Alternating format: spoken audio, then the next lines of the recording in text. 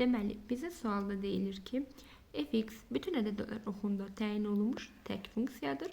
Bu zaman bu şərt ödənilərsə f2-ni tapın. Əvvəla yadımıza salaq, tək funksiya nə demək idi? Tək funksiya f mənfi x bərabərdir. Mənfi fx deməkdir. Yəni, mənfi mötərizənin önünə keçə bilir tək funksiyalarda. Buna görə gəlin tapaq. 2f2, f2-ni yerinə qoysaq. 2f.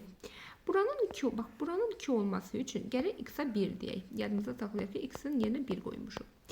1 plus 1 bərabərdir.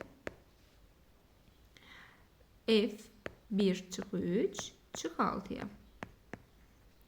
Yəni 2f2 bərabərdir. F mənfi 2 çıxılsın 6-ya.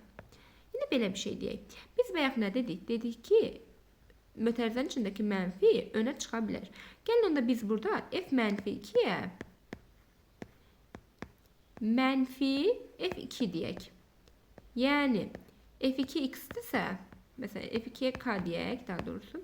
Onda f mənfi 2 mənfi k olsun.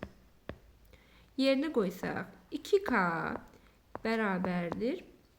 Mənfi k çıxılsın 6. Bu k'nı bu yana keçirsək müsbət olacaq. Buradan çıxır ki 3k bərabərdir mənfi 6-ya. K da bərabərdir mənfi 2-yə. Yəni bizim f2'miz bərabər imiş mənfi 2-yə. Cavab olur E variantı. Qəşəng sualdır. Bloka düşmə ehtimalı var.